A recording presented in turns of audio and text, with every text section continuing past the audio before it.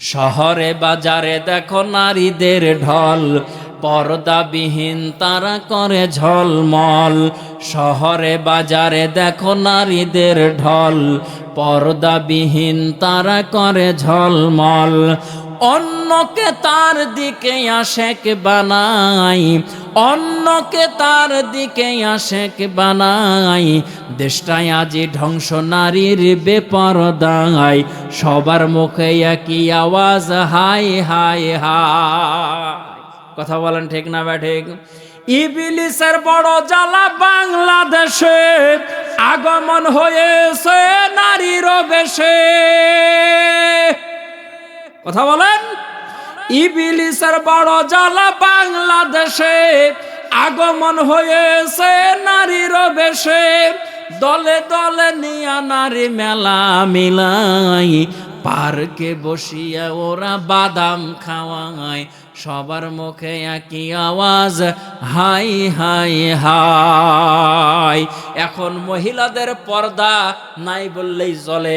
ঘরের দরজাতে পর্দা আছে, জানালার দরজাতে পর্দা আছে, মহিলাদের এখন পর্দা নাই। আওয়াজ দিয়ে কথা বলেন ঠিক না ঠিক? এখন যে সময় চলতেছে, মা বোনদের জন্য বেশি ওয়াজ করা দরকার, কারণ ঘুরে ফিরে ওরাই আমাদের দেশের সরকার। কথা বলেন। কিন্তু লাভ একটা খুব বেশি নাই।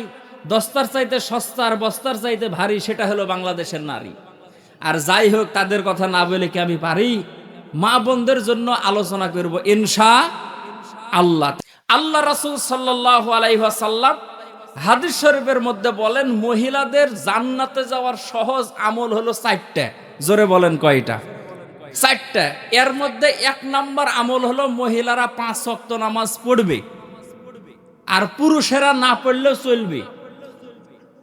হ্যাঁ, মহিলারা পড়বে, পুরুষেরা পড়বে। এখন আমরা হুজুররা যখন নামাজের কথা বলি, আপনারা বলেন যে হুজুর পুষাইলে পড়ব, না পুষাইলে পড়ব না। কিন্তু এই নামাজ প্রতিষ্ঠা করার দায়িত্ব আমাদের মতো মৌলবীর না। এই নামাজ প্রতিষ্ঠা করার দায়িত্ব হলো সরকারের। যারা বলেন কার? সরকারের। আল্লাহর রাসূল টনটনা সহিহ হাদিস তিনি বলেন, কোন সরকার যখন রাষ্ট্র ক্ষমতায় আসবে, তখন তারা 4 দফা কর্মসূচি পালন করবে। জোরে বলেন কয় দফা? 4 দফা। 4 দফা কর্মসূচির ভিতর 1 নম্বর দফা হলো ওয়াকিমুস সালাত, তারা নামাজ প্রতিষ্ঠা করবে।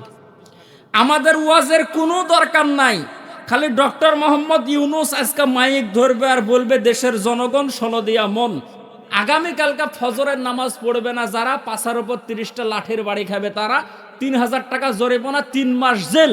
জীবনে নামাজ পড়েনি যারা, পরের দিন ফজরের আজানের মুয়াজ্জিন হবে তারা। কথা বলেন। তাহলে আইন পাশ হবে ওই জায়গা থেকে। আর আমরা হুজুররা ওয়াজ করে, আপনারা বলেন পুষালে পড়ব, না পুষালে পড়ব না, মানে একটা পুষাপুষির ব্যাপার। কথা বলেন। সম্মানিত ভাইয়েরা আমার, তাহলে 1 নাম্বার হলো নামাজের বিল পাশ করবে। 2য় নাম্বার হলো, সরকার যদি ক্ষমতায় যায় তাহলে জাকাত ওয়াতু জাকা, তারা জাকাত কায়েম করবে। আমাদের দেশের কিছু মানুষ তারা জাকাত না দিয়ে এই টাকা বিদেশে পাচার করে তারা বেগুন পাড়ায় বাড়ি করেছে। কথা বলেন। যারা ঠিক বলেন ওরা মনে হয় ভাগ পাইছে। কথা বলেন ঠিক না ঠিক? সরকার যদি নিয়ম করতো যে যাদের টাকা আছে জাকাত দেবে না, 10 কোটি টাকা জরিমানা, 10 বছরের জেল, পাছার উপর 100টা লাঠির বাড়ি। ওর বাপ যদি 1971 সালে মরে যায়, তাকে ঘুমের ঘরে ডাকি বলবে, বেটা আগে জাকাতটা দে। কথা বলেন জোরে ঠিক না ঠিক? এটা কায়েম করবে সরকার। 3 নাম্বার হলো সৎ কাজের আদেশ করবে, অসৎ কাজে বাধা প্রদান করবে। সৎ কাজে যদি আদেশ করে, অসৎ কাজ এমনি বন্ধ হয়ে যাবে। অসৎ কাজ যদি বন্ধ হয়ে যায়, সৎ কাজ এমনিতেই চালু হয়ে যাবে। আমরা সিগারেট, বিড়ি, মদ, গাঁজা, হেরোইন, ফেন্সিডিল, যত ধরনের নেশাদ্রব্য আছে সবগুলো আমরা নিষেধ করি, খায়েন না। আপনারা বলেন পুষালে শুনবো, না পুষালে শুনবো না। সরকার যদি ফ্যাক্টরিগুলো যদি বন্ধ করে দেয়, আর যদি বলে এগুলো যারা খাবে বিক্রি করবে, জরিমানা করা হবে, জেলে দেওয়া হবে, বলেন দেখি বন্ধ হবে কি হবে না? তাহলে সরকার ক্ষমতায় গেলে এই 4টা কাজ করবে। তাহলে কারা ক্ষমতায় গেলে এই 4টা কাজ করবে? তাদেরকে ক্ষমতায় একবার পাঠানোর দরকার। জোরে বলেন আছে না নাই? এখন কিছু মানুষ সকালবেলা বলবে যে হুজুর ভোট করে চলে গেল, রাজনীতি করে দিল। এটা কি রাজনীতির কথা? কথা বলেন। এটা আল্লাহর কোরআনের কথা, এটা রাসূলের হাদিসের কথা। এটা যে দল করবে আমরা তার পক্ষে আছি। কথা বলেন ঠিক? কোনো সমস্যা নাই, কে ক্ষমতায় গেল না গেল ওটা নাই, আমাকে ইমামতি করেই খাইতে হবে। কথা বলেন। আর আপনাকে পানের বর করেই খাইতে হবে। সরকারি চাকরি পাবো আমরা? পাবো না। অতএব কে গেল না গেল কোনো কথা নাই, নামাজের আইনটা পাশ হোক, এটা আমরা চাই। তাহলে মহিলাদের 4 আমলের ভিতর 1 নম্বর আমল, মহিলারা নামাজ পড়বে, আর আপনারা না পড়লে চলবে। তাহলে কত মানুষ আছে যে স্ত্রী নামাজ পড়ে, স্বামী নামাজ পড়ে না? এরকম স্বামী জোরে বলেন আছে না নাই? সম্মানিত ভাইয়েরা আমার, আল্লাহ নবী সাল্লাল্লাহু আলাইহি ওয়াসাল্লাম 1500 বছর আগে বলেছেন, দুনিয়ার মানুষেরা রে শোনো, আউয়ালু মা ইউহাসাবু বিহিল আবদু ইয়াউমাল কিয়ামাতিস সালাম।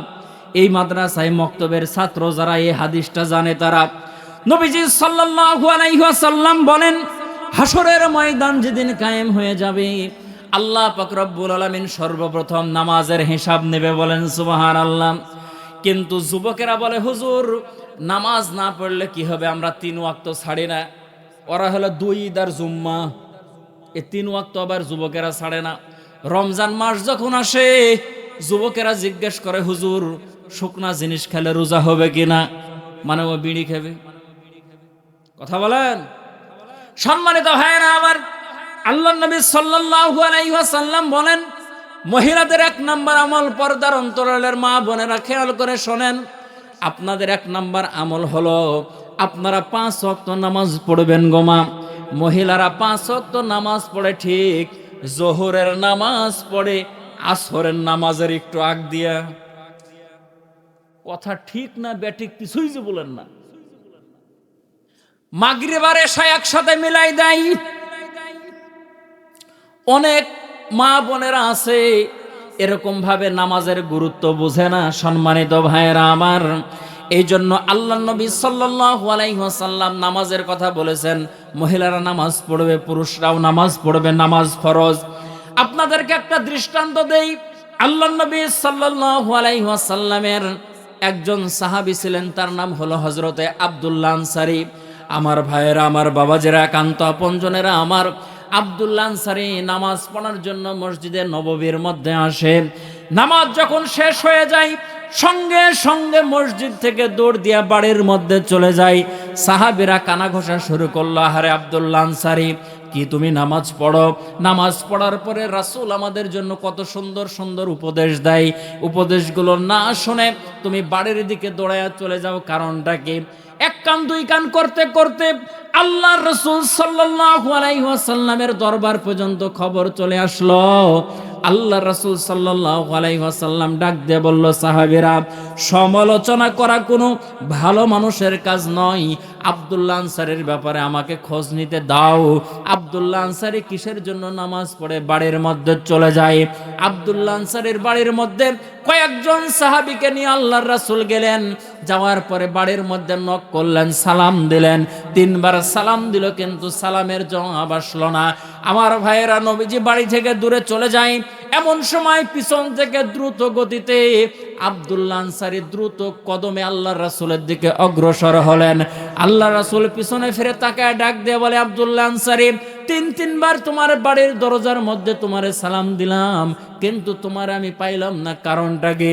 আব্দুল্লাহ আনসারী চোখের পানি ছাড়ে, নবী, আপনি যখন প্রথমবার সালাম দিয়েছেন গো আল্লাহর হাবিব, আমার কর্ণকুহরে আপনার সালামের আওয়াজ পৌঁছে গেছে।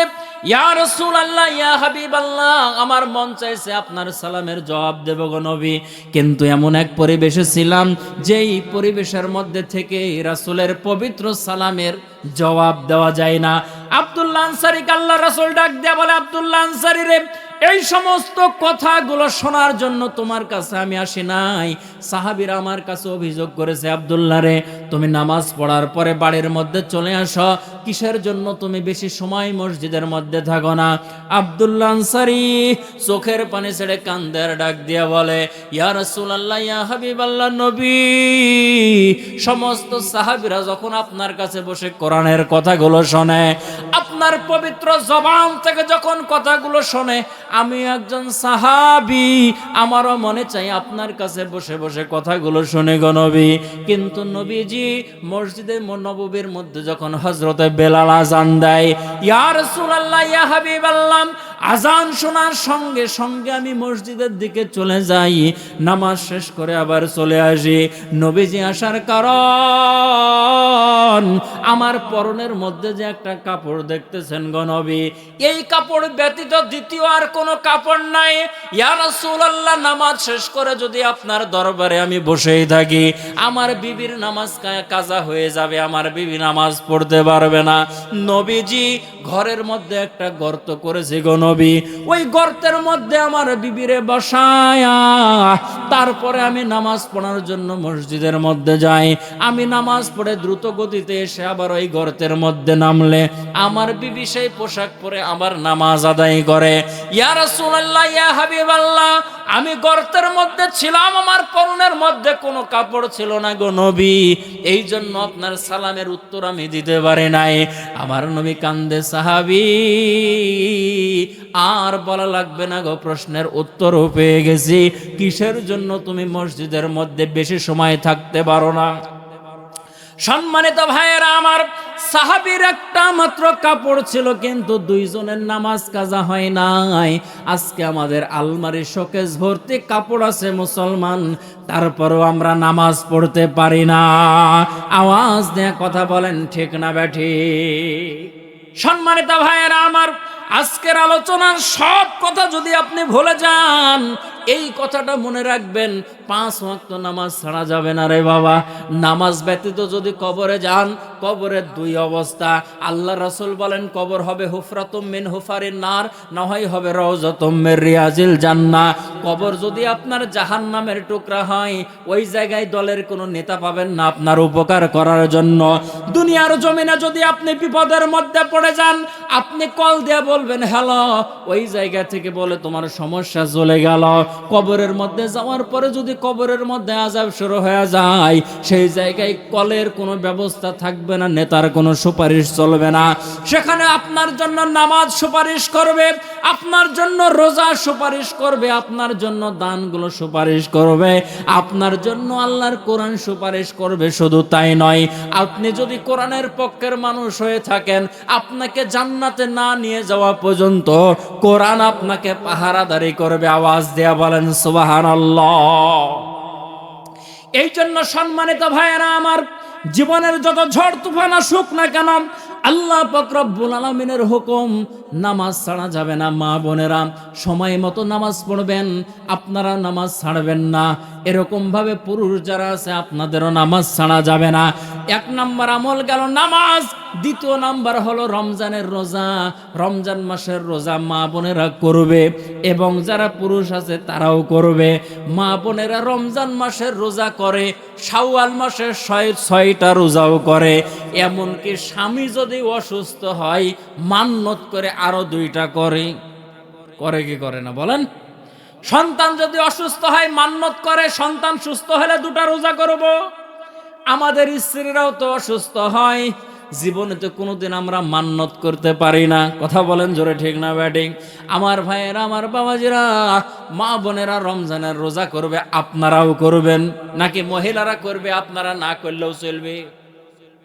চলবে, করা লাগবে, ঠিক। সম্মানিত ভাইয়েরা আমার, রমজান মাসের রোজা। 3 নাম্বার হলো স্বামীর খেদমত। এখানেই ভেজাল। মা বোনেরা ডাক দেয়া বলে, হুজুর প্রথমের যা যেটা বললেন তো ভালোই বললেন, নামাজও পড়া যাবে, রোজাও রাখা যাবে, কিন্তু স্বামীর খেদমত করব না। কারণ মহিলারা যতটুকু পারে একরকম খেদমত করে, আমরা আবার খেদমত দেই অন্যরকম। স্বামী বউকে মারতে মারতে অচেতন অবস্থা, বউ বলে ভাই মারিস না, স্বামী বলে ভাই বললে হবে না, আব্বাবু। এরকম স্বামী আছে না নাই? শীতের দিন চলে যাই, আব্দুল্লাহর মা 2টা ডিম সিদ্ধ করে নিয়ে আসছে, বলতেছে আব্দুল্লাহর বাপ তুমি খাও। মারি দিলেন ছু, মারি দিলেন ঠু, 2টাই খাই নিলেন। কোনোদিন স্ত্রীকে বলেছেন যে তুমিও একটা খাও?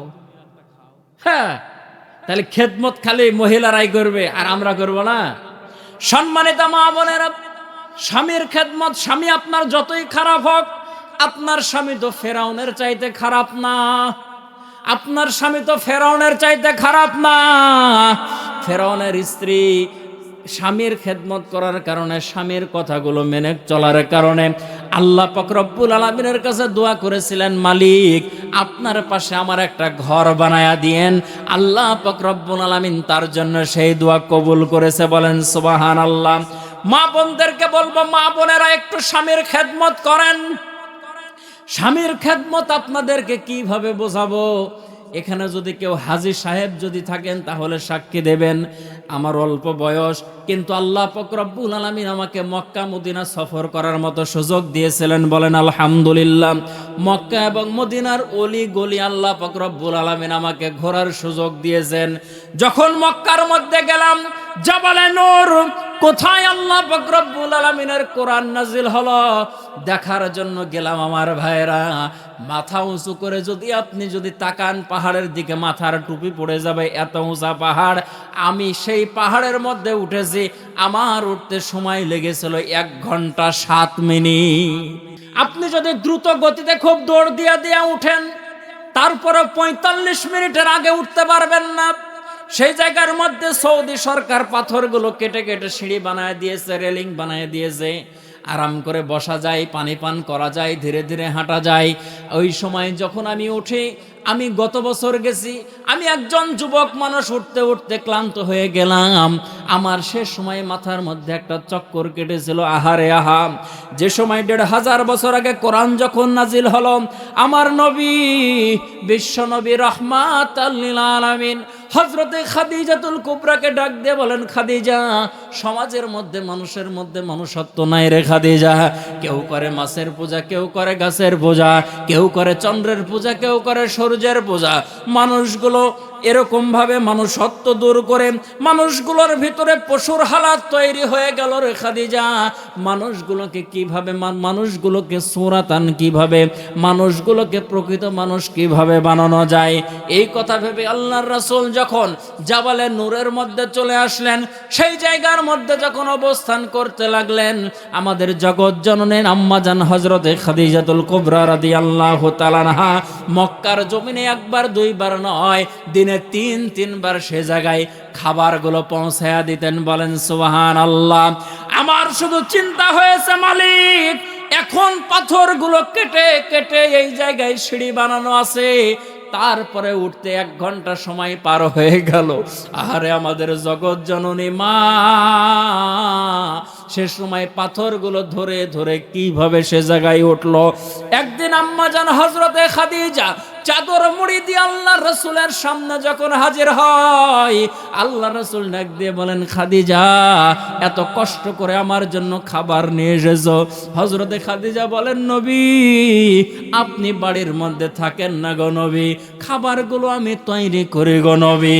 সন্তানদের মুখে আমি খাবার উঠায়া দেই, আমি নিজের মুখে খাবার দিতে পারি না। যখনই আমি খাবার নিয়ে নিজের মুখে দেওয়ার জন্য যখন যাই, আপনার কথা মনে পড়ে যায়। আপনার মুখে খাবার না দিয়ে কিভাবে আমি খানা খাবো? একদিন আল্লাহর রাসূল সাল্লাল্লাহু আলাইহি ওয়াসাল্লাম সেই জায়গার মধ্যে বসা, জাবালে নূরের মধ্যে বসা, সেই জায়গার মধ্যে মানুষ যাওয়ার পরে নামাজ পড়ার জন্য হুড়াহুড়ি করে। এখন বড় বড় বিল্ডিং হওয়ার কারণে মক্কা দেখা যায় না, খানায় কাবা দেখা যায় না, কিন্তু আল্লাহ রাসূল যে জায়গায় বসা ছিলেন সেই জায়গা থেকে তাকালে আল্লাহু আকবার, আল্লাহর ঘর, খানায় কাবা দেখা যেত, বলেন সুবহানাল্লাহ। হযরতে খাদিজাতুল কুবরা আল্লাহর রাসূলের কাছে খাবারগুলো নিয়ে আসে। এমন সময় হযরতে জিবরাইল আলাইহিস সালাতু ওয়াস সালাম আল্লাহর নবীকে এসে ডাক দিয়ে বলে, ইয়া রাসূলুল্লাহ, ইয়া হাবিবাল্লাহ, ওই যে চাদর মুড়ি দিয়ে একজন মহিলা আসে, নবী গো বলেন তো মহিলাটাকে। আমার নবী ডাক দিয়ে বলেন, জিবরাইল, ওই মহিলাকে আমার চাইতে ভালো আর কে চিনে? ওই মহিলা হলো আমার স্ত্রী, আমার সহধর্মিণী হযরতে খাদিজা। হযরতে জিবরাইল বলেন, ইয়া রাসূলুল্লাহ, ইয়া হাবিবাল্লাহ, খাদিজা যখন আপনার কাছে আসবে গো নবী, খাদিজারে আপনি একটা সালাম দিয়া দিবেন, আর খাদিজারে জানায়া দিবেন আল্লাহ খাদিজাকে সালাম দিয়েছে, আমি জিবরাইলও খাদিজাকে সালাম দিয়েছি। জোরে বলেন সুবহানাল্লাহ। হযরত জিবরাইল ডাক দিয়ে বলে, ইয়া রাসূলুল্লাহ, আল্লাহ পাক রব্বুল আলামিনের সালাম দিবেন, আমি জিবরাইলের সালাম দিবেন। আর ডাক দিয়ে বলবেন, খাদিজা, আল্লাহ পাক রব্বুল আলামিন তোমাকে দুনিয়ার মধ্যে জান্নাতি হিসাবে ঘোষণা করেছে। খাদিজা রে, অন্য কোনো কারণে নয়, স্বামীর খেদমত করার কারণে আল্লাহ পাক রব্বুল আলামিন তোমাকে দুনিয়ার মধ্যে জান্নাতের সুসংবাদ দিয়েছে। আওয়াজ দিয়ে জোরে বলেন না সুবহানাল্লাহ। বলেন একটু সুবহানাল্লাহ। তাহলে মা বোনদের স্বামীর খেদমত করার দরকার, জোরে বলেন আছে না নাই? দরকার, জোরে বলেন দরকার আছে না নাই? সম্মানিত ভাইয়েরা আমার, আমরা আরো একটা কথা জানি, জান্নাতি মহিলাদের সরদারিনী হবেন যিনি, তার নাম হলো হযরতে ফাতেমাতুজ জাহরা রাদিয়াল্লাহু তাআলা আনহা। আল্লাহর রাসূলের মেয়ে হযরতে খাদিজাতুল কুবরা রাদিয়াল্লাহু তাআলা আনহার মেয়ে, জান্নাতি মহিলাদের সরদারিনী তিনি। কিভাবে জান্নাতি মহিলাদের সরদারিনী হলেন? হযরতে আলী দরজার মধ্যে নক করে, যতবার দরজাটা খুলে দেয়, যখনই ডাকে তখনই সাড়া দেয়। এটা হলো স্ত্রীর কাজ। স্ত্রী যতই জরুরি কাজে থাকুক না কেন, স্বামী যদি ডাক দেয় সঙ্গে সঙ্গে স্ত্রীকে হাজির হয়ে যেতে হবে। বলেন সুবহানাল্লাহ। আমাদের স্ত্রীরা কি করে? জমির থেকে আসার পরে আপনি যদি বলেন, আব্দুল্লাহর মা এক গ্লাস পানি দাও, বলে টেবিলের ওপরে আছে, ঢেলে খাও। কথা বলেন। মেজাজ যদি গরম থাকে, ডাহিন হাত দিয়ে দিলেন গমাগম কিল। বউ বলে, আমি হয়ে খেলো তোমার ভাত খেলাম, তোমার মতন লোকের ভাত খাওয়া যায় না। মেজাজ যদি ঠান্ডা করে বলেন, আব্দুল্লাহর মা মন খারাপ করো না, আমি যদি না হইতাম তোমাকে বিয়া কে করতো? বলে তোর বাপ করতো। এরকম মহিলাও জোরে বলেন আছে না নাই? হযরতে ফাতেমা বারবার দরজা খুলে দেয়, স্বামীর খেদমত করে। শুধু তাই নয়, আমার নবীজি হযরতে আয়েশা সিদ্দিকাকে ডাকতেন হুমায়রা বলে। হুমায়রা ডাক দিলেন, আয়েশা গো। হযরতে আয়েশা দৌড় দিয়ে চলে আসলো। আল্লাহর রাসূল হাত প্রশস্ত করেছেন, আয়েশা সিদ্দিকাও হাত প্রশস্ত করেছেন। এরকম ভাবে আয়েশা সিদ্দিকা আল্লাহর রাসূলের বুকের সঙ্গে মাথাটা লাগায় দিয়েছে। দীর্ঘ সময় পার হয়ে যায়। আল্লাহ রাসূল ডাক দিয়ে বলে, আয়েশা বাইরে তুমি কি করতেছিলে রে আয়েশা? আয়েশা বলেন, ইয়া রাসূলুল্লাহ, বাইরে আমি খোলার মধ্যে রুটি সেকতেছিলাম। কথা কি বুঝতেছেন? বাইরে আমি রুটির মধ্যে, খোলার মধ্যে রুটি সেকতেছিলাম। আল্লাহ রাসূল ডাক দিয়ে বলেন, আয়েশা তোমাকে আমি ডাক দিলাম আর চলে আসলা, দীর্ঘ সময় চলে গেল রে আয়েশা, রুটিগুলো কি পড়ে যাবে না? হযরত আয়েশা বলেন, নবীজি রুটি কেন, গোটা দুনিয়া যদি পড়ে যায় পড়ে যাক, তবে আমার স্বামী যখন আমাকে ডাক দিয়েছে, দুনিয়ার কোনো কাজ আর আমাকে দ্বারা হবে না। এটা হলো স্বামীর কথা মানা। হযরতে আলী দরজার মধ্যে নক করে, যখনই দরজার মধ্যে নক করে তখনই দরজাটা খুলে দেয় ফাতেমা। একদিন গভীর রাত্রে দরজা যখন খুলে দিল, হযরতে আলী দরজার কাছে দাঁড়ায়া গভীর রাত্রে মালিকের দরবারে দুইখানা হাত তুলে কান্দে, মালিক, নবীর মেয়ে হওয়ার পরে আমার এতটা খেদমত করে রে আল্লাহ, ফাতেমার জন্য আমি দুইটা দোয়া করলাম। ফাতেমাকে আপনি জীবনে কোনোদিন কষ্টের মধ্যে রাখবেন না, আর ফাতেমাকে আপনি জান্নাতি মহিলাদের সরদারিনী বানায়া দিয়েন। আল্লাহ পাক রব্বুল আলামিন দুইটা দোয়া এমন ভাবে কবুল করলেন। হযরতে ফাতেমা বলেন, হযরতে আলী আমার জন্য যদিন থেকে দোয়া করেছে, আমার কাছ থেকে দুঃখ কষ্ট আল্লাহ ছিনিয়ে নিয়েছেন। এই দোয়ার বরকতে জিবরাইলের মাধ্যমে আল্লাহ পাক রব্বুল আলামিন নবীজিকে জানায় দিলেন, নবী গো, হযরতে ফাতেমা হলো জান্নাতি মহিলাদের সরদারিনী। আওয়াজ দিয়া বলেন সুবহানাল্লাহ। এই জন্য মা বোনদেরকে বলবো, মা বোনেরা স্বামীর খেদমত করবেন, স্বামীর কথা মেনে চলবেন। স্বামী যারা আছেন তাদেরকেও বলবো, বাড়িতে যখন যাবেন স্ত্রীকে আপনি সালাম দিবেন, স্ত্রীরাও আপনাকে সালাম দেবে। আল্লাহর নবী বলেন, বাড়ির মধ্যে যদি সালাম প্রথা চালু হয়ে যায়, সেই বাড়িটা আল্লাহ তাআলার কাছে জান্নাতি বাড়ি হিসেবে বিবেচিত হবে। বলেন সুবহানাল্লাহ। সম্মানিত মা বোনেরা, তাহলে স্বামীর খেদমত, তাহলে 3 নাম্বার আমল স্বামীর খেদমত করা। মা বোনেরা স্বামীর খেদমত করবেন, জান্নাত পাবেন ইনশাআল্লাহ। চতুর্থ নাম্বার আমল হলো পর্দা করা, নিজের সতীত্বের হেফাজত করা। মহিলাদের এখানে আপত্তি হলো, হুজুর এই তিনটা যা বললেন তাও মানার মতো, কিন্তু আমার এত সুন্দর চেহারা, আমি তো বোরকা দিয়ে ঢাকতে পারবো না। এরকম মহিলা জোরে বলেন এলাকায় আছে না নাই? শহরে বাজারে দেখো নারীদের ঢল, পর্দাবিহীন তারা করে ঝলমল। শহরে বাজারে দেখো নারীদের ঢল, পর্দাবিহীন তারা করে ঝলমল। অন্যকে তার দিকে আশেক বানাই, অন্যকে তার দিকে আশেক বানাই। দেশটায় আজি ধ্বংস নারীর বেপরদায়, সবার মুখে একই আওয়াজ হাই হাই হাই। কথা বলেন ঠিক না ঠিক? ইবলিসের বড় জ্বালা বাংলাদেশে, আগমন হয়েছে নারীর বেশে। কথা বলেন। ইবলিসের বড় জ্বালা বাংলাদেশে, আগমন হয়েছে নারীর বেশে। দলে দলে নিয়া নারী মেলা মিলাই, পার্কে বসিয়া ওরা বাদাম খাওয়ায়, সবার মুখে একই আওয়াজ হাই হাই হাই। এখন মহিলাদের পর্দা নাই বললেই চলে। ঘরের দরজাতে পর্দা আছে, জানালার দরজাতে পর্দা আছে, মহিলাদের এখন পর্দা নাই। আওয়াজ দিয়ে কথা বলেন ঠিক না ঠিক? সামনেতে মোরা এগিয়েছি যত, পিছনে পড়েছি তত, সংখ্যায় শুধু বেড়ে চলেছি গরু ছাগলের মতো। কোন উন্নতি নাই জাতির। মা বোনদেরকে বলবো, মা বোনেরা, সন্তান যদি ভালো বানাতে চান, আপনাকে একজন আদর্শ মা হতে হবে। আদর্শ মা যদি হয়, তার পেট থেকে সন্তান, ভালো সন্তানের আশা করা যায়। কথা বলেন ঠিক না ঠিক? আপনি নিমের গাছ লাগায়া প্রতিদিন আইতাল কুরসি পড়ে যদি ফু দেন আর বলেন যে আল্লাহ 1 বছর পর আমাকে আঙ্গুর ফল দিও, আল্লাহ বলে তুই হাঁ করে থাক, আঙ্গুর ফল কেন, নিমের ফলও জুটবে না। কথা বলেন। আর আপনি লাগাইছেন নিমের গাছ আর দোয়া করছেন আঙ্গুর ফলের, আঙ্গুরের গাছ লাগাই আঙ্গুর ধরে না। কথা বলেন। আরে কত ভালো পরিবার থেকে সন্তান খারাপ হয়ে যায়, আর যার মা খারাপ, বাবা খারাপ, তার ভিতর থেকে ভালো সন্তান আশা করা যায় না। কথা বলেন জোরে ঠিক না ঠিক? এই জন্য মা বোনেরা, আপনাদেরকে বলবো পর্দা করবেন। আগে আমরা ওয়াজ করতাম গরম, পর্দা করো, গরমে কাজ হয় না। তারপরে করলাম নরম, মাগো পা ধরছি মা পর্দা করো।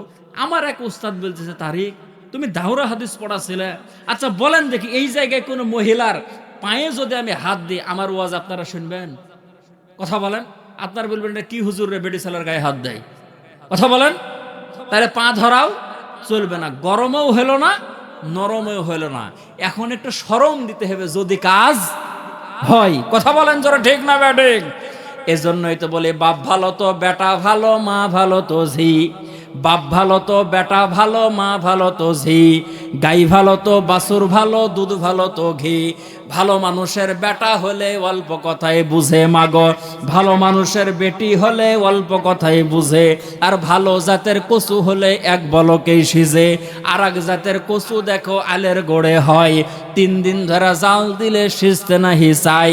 জ্ঞানী যারা বুঝে তারা শুধু ইশারায়, নির্বোধকে বুঝাইতে কে পারে কোথায়। তরকারির মতো তরকারি হলে এক বলকেই সিজে, আর জ্ঞানী গুণী মানুষ হলে অল্প কথাই বুঝে। মানুষে মানুষ চিনে, বাছুরে চিনে গাই, আর শিয়ালে মুরগি চিনে, কুত্তা চিনে ছাই। কথা বলেন। এই জন্য যদি শরম হয় এ কথাতেই হবে। কথা বলেন যারা ঠিক না ঠিক? আর যদি বলে যে না শরম আমি ধরলের হাটে বেশি খাইছি, তাহলে ওর শরম কেটা করে? কথা বলেন। তাহলে পর্দা, পর্দা থাকবে শরীরের ওপরে। আল্লাহ তাআলা কোরআনের মধ্যে বললেন ওয়াকরনা ফি বুয়ুতিকুন্না ওয়ালা তাবাররুজনা তাবাররুজাল জাহিলিয়াতিল উলা। নারী আছো যারা, কান খাড়া করে শোনো তারা, জাহিলিয়াতের যুগের নারীদের মতো অর্ধ উলঙ্গ হয়ে তোমরা চলবো না। দিন যত চলে যায় মহিলাদের পোশাক তত খাটো হয়। কথা বলেন। দিন যত যায় তত খাটো হয়। এখন আপনারা বলবেন যে আপনারা মৌলবী মানুষ, আপনারা দেখেন কেন? কথা বলেন যে আপনারা মৌলবী মানুষ আপনারা দেখেন কেন? ওরা দেখায় তাই এরাও দেখে। কথা বলেন। সম্মানিত ভাইয়েরা আমার, একটা কথা বলে, গোপন কথা মানুষের সামনে বলেন না, ঠিক আছে? গোপন কথা সেটা হলো, চাচা ভাতিজাক জিজ্ঞেস করতেছে যে ভাতিজা বৌমায়ের কি খবর। খবরদার কাউকে বলেন না যে বৌমায়ের কি খবর। তো ভাতিজা বলতেছে যে চাচা কোন বৌমা? বলে কেন, যেটা বিয়া দিয়া নিয়ে আসলাম সেটা। বলতেছে চাচা ফল খারাপ চাচা, ওটা নাই। কি হয়েছে? বলে বাদ দিয়েছে। কেন বাদ দিয়েছে? তো বলতেছে যে ও ভাত খায় না, মুঠে মুঠে চাইল নেই আর চাইলই খায়, এই বনিয়ে সংসার করা যায় চাচা, এই কারণে বাদ দিয়েছি। বলে তারপরে বিয়ে শাদী হয়েছে? বলে চাচা ওটাও নাই। বলে কেন? বলে ইয়ার মারাত্মক দোষ, এই চাইল খায় না, এই সরাসরি ধানই খায়। কথা কি বুঝেছেন আমার? কথা কি বুঝলেন? আগেরটা খায় তো চাইল, পরেরটা খায় ডাইরেক্ট ধান। আগের মা বোনেদের লেখাপড়া ছিল কম, কিন্তু মাথার ছিল বড় ঘোমটা। এখন মা বোনেরা যত বেশি শিক্ষিত, ওর কাপড় তত খাটো। আগে দোষ ছিল চাইল খাওয়া, এখন দোষ হয়েছে ধান খাওয়া। কথা বলেন ঠিক না বা ঠিক? সম্মানিত ভাইয়েরা আমার, এজন্যই তো আমরা সামনে যত আগাইছি, শুধু সংখ্যাতেই মানুষ হিসেবে বেড়েছি, কিন্তু গরু ছাগলের মতো প্রকৃত মানুষ এখনো আমরা হতে পারি না। এই জন্য মা বোনদেরকে বলি, মা বোনেরা পর্দা করেন, পর্দার মধ্যে চলেন। পর্দার মধ্যে থাকলেই শান্তি, এর মধ্যেই মুক্তি, এর মধ্যেই কামিয়াবি। আল্লাহ রাসূল বলেন মহিলারা সম্মানের জাতি, মহিলাদেরকে মারবা না। কিন্তু রাসূল বলেন চারটা যদি দোষ করে ছাড়বে না, বাটাম দিয়া লাগাবে। মহিলারা এখন চিন্তা করতেছে ওয়াজ এতক্ষণ যা হলো, এখন তো আবার আরেক জিনিস শুরু হলো, সকাল থেকে জানি আবার কি শুরু হয়। আল্লাহ রাসূল বলেন মহিলারা হলো সম্মানের জাতি, মহিলাদেরকে মারবা না, কিন্তু চারটা যদি দোষ করে ছাড়বা না, বাটাম দিয়া লাগাবা। এক নাম্বার, মহিলা যদি বলে আমি নামাজ পড়বো না, ওষুধ কি? জোরে বলেন। মায়ের দ্বিতীয় নাম্বার, যদি বলে আমি রমজান মাসের রোজা রাখবো না, রাখতে বলবেন, যদি না রাখে ওষুধ কি? মায়ের তাও বলতে পারবেন না, ভয় করছেন নাকি? ওষুধ কি? তিন নাম্বার, যদি বলে আমি পর্দা করবো না, ওষুধ কি? চার নাম্বার, যদি স্বামী ছাড়া যদি দুলা ভাই, খালাইতো ভাই, মামাইতো ভাই কারোর সাথে যদি বলে আমি কক্সবাজার বেড়াতে যাব, ওষুধ হলো কি? মারবেন কি দিয়া? কুদালের ডাঁট না বাইলেট? আল্লাহ রাসূল ১৫০০ বছর আগে বলেছেন দুনিয়ার মানুষেরা রে শোনো, মারবা সেটা হলো আধা হাত লাঠি মেসওয়াক সমান। এখন মারোয়া পাটি যারা, তারা বলবে হুজুর ওই লাঠি দিয়া মারলে কি পুষাইবে? মানে একটা পুষাপুষির তো ব্যাপার আছে। এক জায়গায় বললাম আধা হাত লাঠি মেসওয়াক সমান, এক মুরব্বী বলতেছে হুজুর ওটা দিয়া ষাটবে না, গুতা মেরে ফুটা করে দেব। এরকম কোয়ালিটির লোক জোরে বলেন আছে না নাই? আবার আল্লাহর রাসূল বলেন চার জায়গায় মারতে পারবে না, আধা হাত লাঠি দিয়ে মারবে, তাও চার জায়গায় মারতে পারবে না। এক নাম্বার মাথায়, দুই নাম্বার মুখে, তিন নাম্বার পিঠে, চার নাম্বার বুকে, এই চার জায়গায় মারা যাবে না। বললেন মারার জায়গায় তো শেষ, মারবো কোন জায়গা? কোমরের নিচ থেকে নিচের দিকে মারবেন, আধা হাত লাঠি ঠুকঠুক করে বাড়ি দেবেন। ওই তো বললাম একটা শাসনের ব্যবস্থা রেখেছে, ভালো যদি হয় এই শাসনেই ভালো হবে। কথা বলেন জোরে ঠিক না বা ঠিক? তবে আল্লাহ রাসূল ডাক দিয়ে বলেন মা বোনদেরকে বলবো, মা বোনেরা শোনেন, স্বামী আপনাকে মারবে এরকম কোনো কাজ করবেন না। তবে অনেক স্বামী আছে স্ত্রীদেরকে অনেক প্রহার করে। মা বোনেরা, স্বামী যদি আপনাকে অতীতে মেরে থাকে, তাদের পক্ষ থেকে আমি ক্ষমা চাই, স্বামীকে আপনি মাফ করে দেবেন গো মা। কিন্তু পরবর্তীতে আপনাদেরকে যদি মারার জন্য যায়, আপনি বলবেন যে শোনো, আল্লাহ রাসূল সাল্লাল্লাহু আলাইহি ওয়াসাল্লাম হাদিস শরীফের মধ্যে বলেছেন, আমার ভাইয়েরা, কোন স্বামী যদি স্ত্রীর চুল ধরে, হাত ধরে, পা ধরে, এরকম ভাবে যদি এক হাত লাঠি দিয়ে যদি স্ত্রীর শরীরের মধ্যে আঘাত করে, তাহলে তাকে 25টা উট সদকা করা লাগবে। কটা উট? 25টা উট সদকা করা লাগবে। 25টা উটের দাম মোটামুটি 50 লাখ টাকা। মা বোনদেরকে বলবেন, মা বোনেরা, আপনাদেরকে যদি আগামী কাল থেকে কেউ মারার পজিশনে যদি যায় কোনো স্বামী, আপনি ডাক দিয়ে বলবেন শোনো, মারবা মারো, কোনো আপত্তি নাই, তবে তারেক হুজুর আমাদের ওয়াজ করে দিয়ে গেছে আমাদেরকে মারলে 25টা উট সদকা করতে হবে। মারবা মারো, আপত্তি নাই, তবে 25টা উট সদকা করে দিয়ে মারো। 25টা উটেরও ব্যবস্থা করতে পারবে না, মায়েরও কপালে জুটবে না। আওয়াজ দিয়ে কথা বলেন জোরে, ঠিক না বেঠিক? সম্মানিত মা বোনেরা, আপনাদের ওয়াজ লম্বা করে ফেললাম। দুনিয়ার মধ্যে মানে বাংলাদেশের ভিতর এমন কোনো বক্তা নাই যে মহিলাদের ওয়াজ আগে করে। ওই চাদ্দরওয়ালা ভাই বলেছে মহিলাদের ওয়াজ আগে করতে হবে, এই জন্য মহিলাদের ওয়াজ আগে করে দিলাম। আপনারা কি রাগ করলেন? রাগ করলেন? আর আধা ঘন্টা 20 মিনিট চলবে ইনশাল্লাহ। আমার ভাইয়েরা, আমি যে আয়াতে কারিমা তেলাওয়াত করেছি, আল্লাহ পাক রব্বুল আলামিন নবীজি সাল্লাল্লাহু আলাইহি ওয়াসাল্লামের ব্যাপারে দুনিয়ার সমস্ত মানুষগুলোকে জানিয়েছেন, দুনিয়ার মানুষেরা রে শোনো, আমি রাসূল সাল্লাল্লাহু আলাইহি ওয়াসাল্লামকে উত্তম চরিত্র দিয়ে দুনিয়ার মধ্যে পাঠিয়েছি। ওয়া ইন্নাকা লাআলা খুলুকিন আযীম, ওগো নবীজি আপনি উত্তম চরিত্রের অধিকারী। আমরা যারা এলাকার মধ্যে বসবাস করি, বিভিন্ন জায়গায় চাকরির জন্য যদি দরখাস্ত করতে যাই, আমাদের ইউনিয়ন পরিষদ থেকে একটা চারিত্রিক সনদ নেওয়ার প্রয়োজন হয়। কথা বলেন? চেয়ারম্যান সাহেব চারিত্রিক সনদ দেয়। ওই জায়গায় যদি আপনাদের মাদ্রাসার প্রিন্সিপাল মহাতামিম যদি যাই, মুফতি সাহেব যদি যাই, ইমাম সাহেব যদি যাই, সে জায়গায় যাওয়ার পরে যদি বলে আমার চারিত্রিক সনদের দরকার, চেয়ারম্যান সাহেব সুন্দরভাবে লেখে, জানা মতে লোকটা ভালো, তার চরিত্র ভালো, আমি তার মঙ্গল কামনা করি, সিল মেরে দিল, স্বাক্ষর করে দিল। এরকম ভাবে এলাকার মধ্যে মদখোর, গাঁজাখোর, ইয়াবাখোর সে যদি যায়, তার ব্যাপারেও একই কথা লেখে স্বাক্ষর করে। কথা বলেন ঠিক না বেঠিক?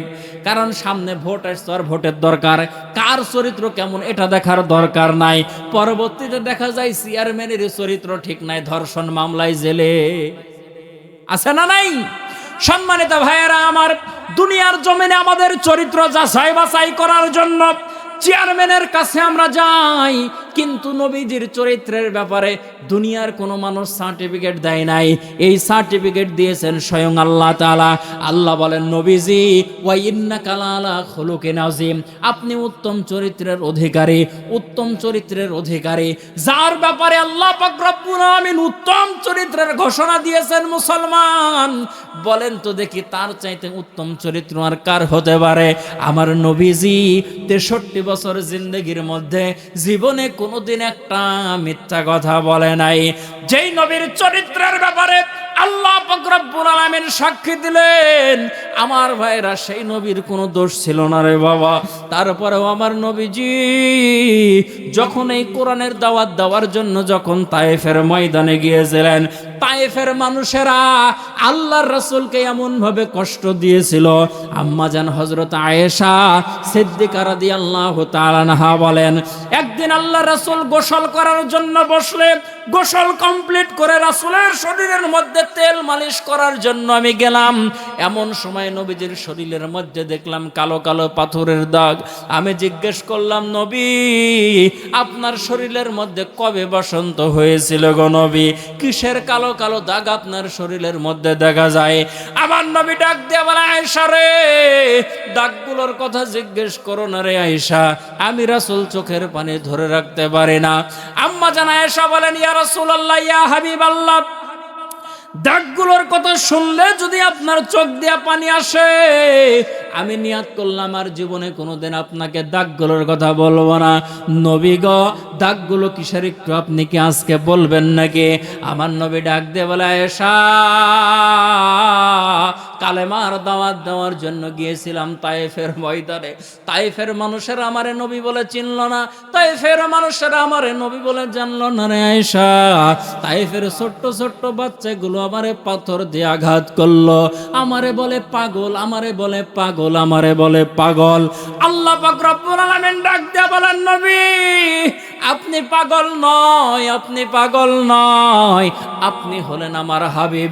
ফেরেশতারা চোখের পানি ছেড়ে দিয়া দিয়া কান্দে, ডাক দিয়া বলে, আল্লাহ এই পৃথিবী আপনি কার জন্য এত সুন্দর করে সাজাইলেন? আপনার হাবিব তায়েফের ময়দানে মার খায়, আপনি একটু অনুমতি দেন, আপনি একটু আমাদেরকে পাঠান, আপনার রাসূলের পাশে দাঁড়ায়। পাহাড়ের ফেরেশতাগুলো জিবরাইল আমিনের সামনে এসে আল্লাহর রাসূলকে ডাক দিয়ে বলে, নবী আপনি শুধু বলেন গো নবী, পাথর চাপা দিয়ে তায়েববাসীকে শেষ করে দেয়। আমার নবী ডাক দিয়ে বলে, জিবরাইল, এরা আমারে চিনে না, এই জন্য আমারে মানে না। এমন একটা সময় আসবে রে, আমার জন্য তারা কাঁদবে, আমার জন্য তারা কাঁদবে। আজকে যদি তাদেরকে ধ্বংস করে দেই বদদুয়া করে, আমি কার কাছে তাওহীদের কালেমা পৌঁছায়া দেব?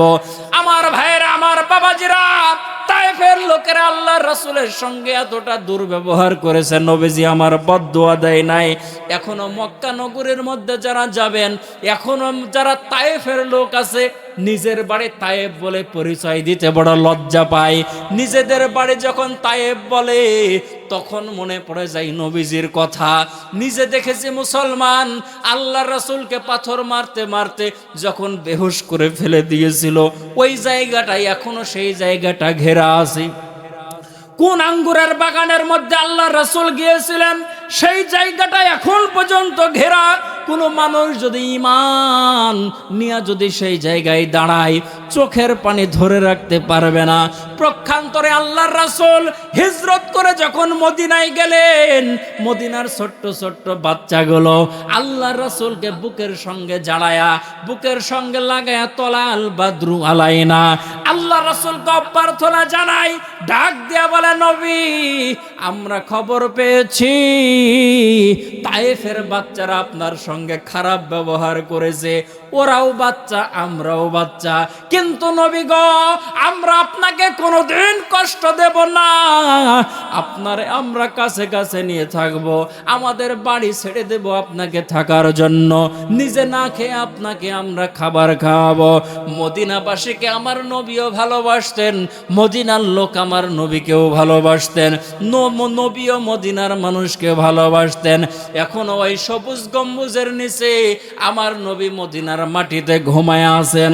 আমার ভাইয়েরা, যেই মানুষটার চরিত্রটা এত ভালো ছিল, কিন্তু কাফেরেরা আবু জেহেল, আবু লাহাব, উতবা, সাইবা, ওলীদ ইবনে মুগীরা, এরকম ভাবে বড় বড় কাফেরেরা আল্লাহর রাসূলকে আঘাত করেছে, আল্লাহর রাসূলকে কষ্ট দিয়েছে, আল্লাহর রাসূলকে এরকম ভাবে বেইজ্জতি করার জন্য পাগল বলেছে, আল্লাহর রাসূলকে মাজনুন বলে বারে বারে গালি দিয়েছে।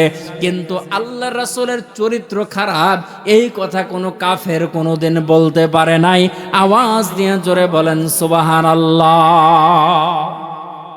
কারণ সার্টিফিকেট দিয়েছেন আমার আল্লাহ। আম্মা জান হযরত আয়েশা সিদ্দিকা রাদিয়াল্লাহু তাআলা আনহাকে সাহাবীরা ডাক দিয়ে বলে, ওগো আম্মা জান, রাসূলের চরিত্র সম্পর্কে আমাদেরকে একটু জানান। আম্মা জান ডাক দিয়ে বলতেছেন, শোনো, তোমরা কি আল্লাহ পাক রব্বুল আলামিনের কোরআন দেখো নাই? সাহাবীরা বলে, হ্যাঁ কোরআন দেখেছি। তোমরা কি কোরআন পড়ো নাই? বলে, হ্যাঁ কোরআন পড়েছি। বলে, তাহলে নবীর চরিত্র সম্পর্কে কেন জিজ্ঞেস করো? আল্লাহ পাক রব্বুল আলামিনের কোরআন হলো রাসূলের চরিত্র। বলেন সুবহানাল্লাহ। সম্মানিত ভাইয়েরা আমার, এই রাসূল দুনিয়ার মধ্যে এসে হক প্রতিষ্ঠা করেছেন, বাতিলকে মিটায় দিয়েছেন। বলেন সুবহানাল্লাহ। এই নবী ইসলামকে প্রচার করার জন্য রক্ত ঝরিয়েছেন, সেই নবীর ঘর হলো এই মাদ্রাসা। কথা বলেন ঠিক না বেঠিক? নবীজি সাল্লাল্লাহু আলাইহি সাল্লাম বলেন, আল মসজিদু বাইতুল্লাহ ওয়া মাদ্রাসাতু বাইতি। মসজিদ হলো আল্লাহর ঘর, মাদ্রাসা হলো আমার ঘর। এই জন্য এই নবীর ঘরের পক্ষে থাকার দরকার। জোরে বলেন, আছে না নাই? আলহামদুলিল্লাহি রাব্বিল আলামিন। রব্বানা যালামনা আনফুসানা ওয়া ইল্লাম তাগফির লানা ওয়া তারহামনা লানাকুনান্না মিনাল খাসিরিন। রব্বিরহামহুমা কামা রাব্বায়ানি সাগীরা। রব্বানা ইয়া রব্বানা ইয়া রব্বানা, রব্বানা ইয়া রব্বানা ইয়া রব্বানা, মাফ করে দেন জিন্দেগির সব ভুল গুনাহ, যত গুনাহ করেছি আল্লাহ জীবনে, মাফ করে দেন সকল গুনাহ নিজ গুণে। আপনি যদি মাফ না করেন বান্দারে, আপনি যদি মাফ না করেন বান্দারে, বলেন আপনার বান্দা যাবে কার দ্বারে। রব্বুল আলামিন ধরইল ইসলামিয়া হাফেজিয়া কওমি মাদ্রাসা ও ইতিমখানার উন্নতি কল্পে 26তম বার্ষিক ওয়াজ মাহফিলের সমাপনী একেবারে শেষ করে আপনার শাহী দরবারে দুইখানা হাত তুলেছি। রব্বুল আলামিন আমাদের জীবনের গুনাহগুলোকে আপনি মাফ করে দেন আল্লাহ। হায়াতের জিন্দেগির এমন কোন সময় আমরা অতিবাহিত করি নাই যে সময় আমরা আপনার নাফরমানি করি নাই আল্লাহ। উঠতে বসতে চলতে ফিরতে জীবনে যৌবনে সগীরা কবিরা নফসের ধোকায় পড়ে শয়তানের ধোকায় পড়ে যতগুলো গুনাহ করেছি মালিক, দুনিয়ার কেউ আমাদের গুনার খবরগুলো জানে না। আমাদের গুনার খবরগুলো কেবলমাত্র জানেন আপনি আল্লাহ।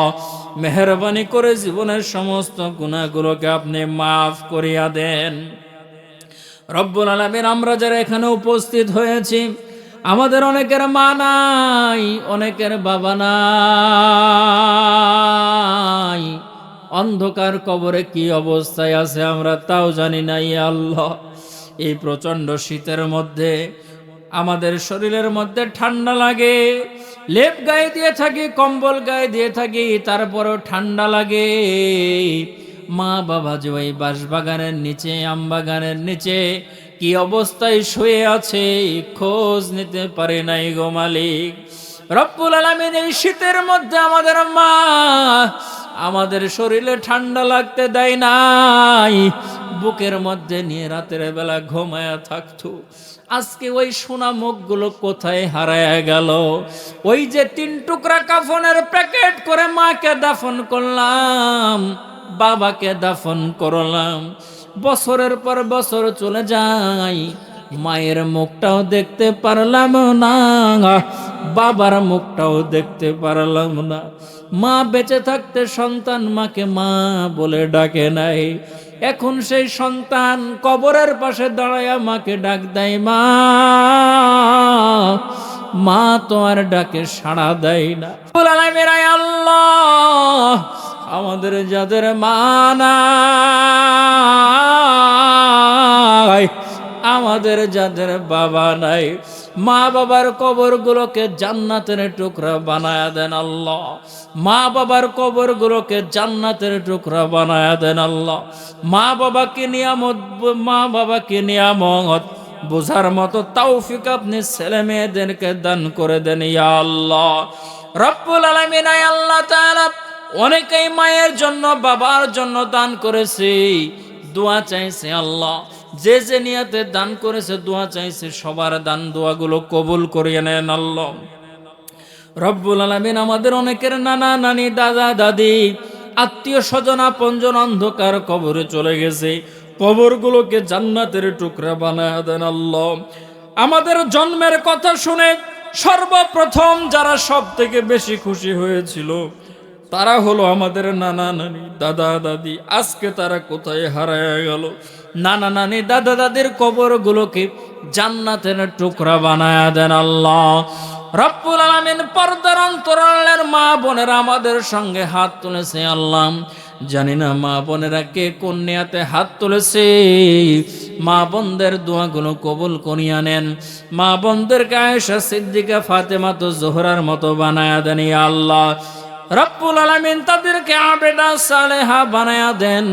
রব্বুল আলামিন বিশেষ করে ধুরাইল কওমি মাদ্রাসাকে আপনি কবুল করিয়া নেন। মাদ্রাসার মুহতামিম, মাদ্রাসার শিক্ষক যারা আছে সবাইকে কবুল করেন। মাদ্রাসার সভাপতি, সেক্রেটারি, ক্যাশিয়ার, মাদ্রাসা কমিটি সহ রব্বুল আলামিন এলাকাবাসী যারা আছে সবাইকে আপনি কবুল করিয়া নেন আল্লাহ। এই মাদ্রাসা যাতে করে দাওরায়ে হাদিস পর্যন্ত হয় সে তৌফিক দান করে দেন ইয়া আল্লাহ। রব্বুল আলামিন এই মাদ্রাসার হিতাকাঙ্ক্ষী যারা অন্ধকার কবরে চলে গেছে প্রত্যেকের কবরকে আপনি জান্নাতের টুকরা বানায়া দেন ইয়া আল্লাহ। রব্বুল আলামিন যতগুলো দোয়া করলাম কবুল করে নেন, যেগুলো চাইতে পারলাম না সেগুলো কবুল করিয়া নেন আল্লাহ। আমাদের অনেকের স্ত্রী অসুস্থ, মা বাবা অসুস্থ, রব্বুল আলামিন অনেকের আত্মীয় স্বজন অসুস্থ, তাদেরকে শেফা দান করেন ইয়া আল্লাহ। রব্বুল আলামিন বিশেষ করে এই মাদ্রাসার শিক্ষক জাকির ভাই যার দাওয়াতে এখানে এসেছি, রব্বুল আলামিন তার মেধাশ্রমকে আপনি কবুল করে নেন। রব্বুল আলামিন বিশেষ করে তার সহধর্মিণী আহলিয়া অসুস্থ, পুরোপুরি শেফা দান করেন। তার সন্তানটাকে আপনি ভালো রাখেন ইয়া আল্লাহ। রব্বুল আলামিন আপনার দেওয়া নিয়ামত, আমাকেও একটা সন্তান দিয়েছেন, আমার মেয়েটাকে আপনি ভালো রাখেন ইয়া আল্লাহ। রব্বুল আলামিন আমার আব্বা আম্মা যদি মাদ্রাসায় না পড়াইতো, কোরআন পড়তে পারতাম না, হাদিস পড়তে পারতাম না, আপনাকে চিনতাম না, আপনার রাসূলকে চিনতাম না। আমার আব্বা আম্মার হায়াতকে আপনি বাড়ায়া দেন ইয়া আল্লাহ। আমার আব্বা আম্মাকে আপনি সুস্থ রাখেন ইয়া আল্লাহ। রব্বুল আলামিন কোন দিন জানি মারা যায় জানি না, কোন সময় জানি মারা যায় তাও জানি না ইয়া আল্লাহ।